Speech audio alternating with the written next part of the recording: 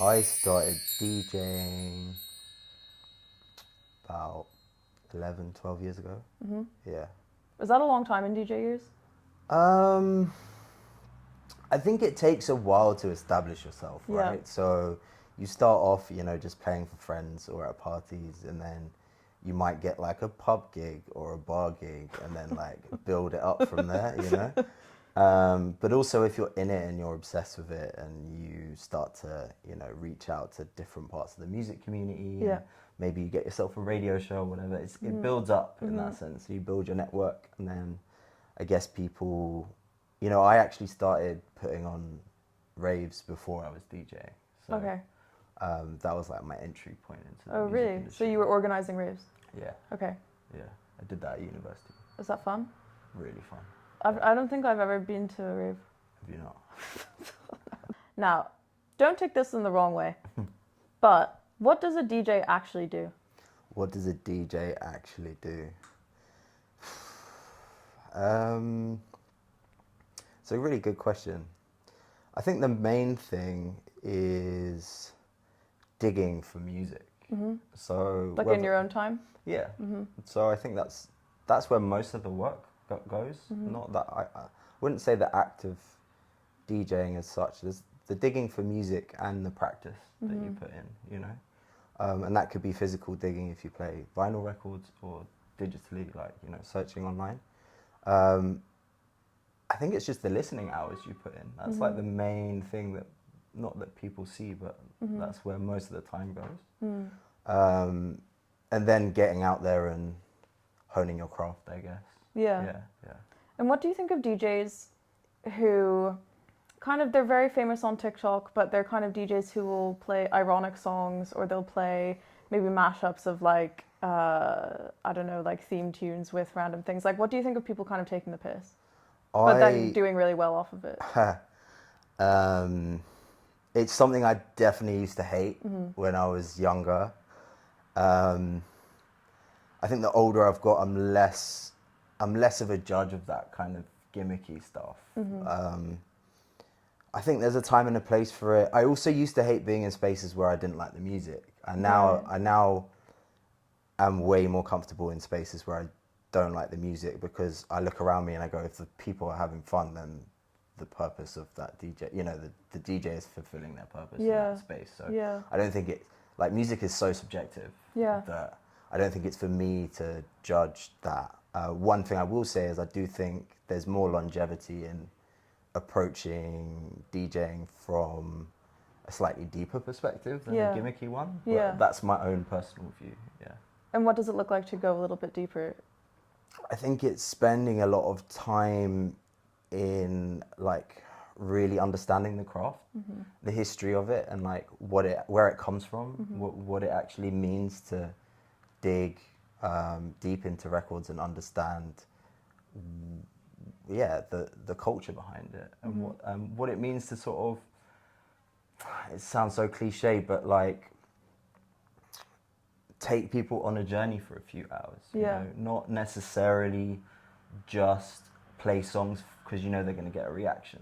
It's more like, I think a good DJ is kind of like a reflection of life. Like, you're not always high energy, and people is kind of in and out, they're not going to be there the whole time. You're telling a story, and hopefully they appreciate it, but it's a different approach. Also, DJing has changed so much now, especially with TikTok and Instagram and all those things. I think actually a lot of the filming aspect of you doing stuff is interesting as well, because like if you're deep in the craft, you're not going to go, oh, I want to film this moment where I know this drop's going to do something for 30 seconds just so I can put it on Instagram. So there's kind of a bit of a juxtaposition there with like how you promote yourself and how locked in you are to actually being present with it, Yeah. Do you think that social media has been, I mean, it's like a curse and I forget the saying. It's like a double-edged sword. Blessing and a curse. It's a blessing and a curse, social media when it comes to DJing specifically. But I know you've had crazy success with social media. how have you kind of navigated the success of social media, but then also keeping in the back of your mind, like, there is that paradox of the disconnect, but with the in real life stuff versus online stuff? It's a really interesting thing, the social media, especially if you have something that goes viral. Yeah. I think there's always like a yin and a yang Yep. of these things, right? You might get a big surge of followers or Yeah. attention or whatever, but what comes with that is a lot of difficulty navigating it, you know? I'm now at the point where, like, you said success. I'd say, like, I mean, in terms of metrics, it looks that way, but since then, and like focusing on other things, I've taken a big pause from that whole thing, because I actually realized once you got on the treadmill is that you're then locked into this space where you're required to continue doing that stuff over and over again. Otherwise, your engagement drops off, and you know, all of that stuff drops off. So it's like you're kind of at the mercy of the platform. You don't have as much control. The actual art of DJing, way back, if you follow the history, most of the DJs were either in the corner of the room, or you couldn't even see them a lot of the time, because the whole process of a dance floor, and this is something I really believe in, is you're meant to face each other and dance at your friends, right? That's what going to a nightclub is meant to be about. You know, if you look at those early DJs like Larry Levan and all these, they'd be off to the side. They're not the focal point, and everyone's looking inwards. They don't have their phone up. They're not gazing up at the DJ. There's none of that. They're looking at each other. The DJ's not this godlike. No. They play, obviously they play, you know, the people respond to what they're playing, but the DJ wasn't the focal point. You look at someone like Moody Man, for example, from Detroit, he always wears like face covering to take away attention from what he's doing. Yeah. Ethnomusicology. Ethnomusicology. Yeah.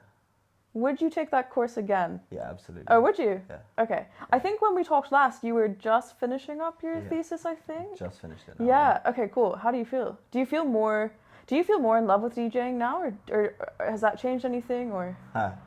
Okay. Do I feel more in love with DJing? Punchy question.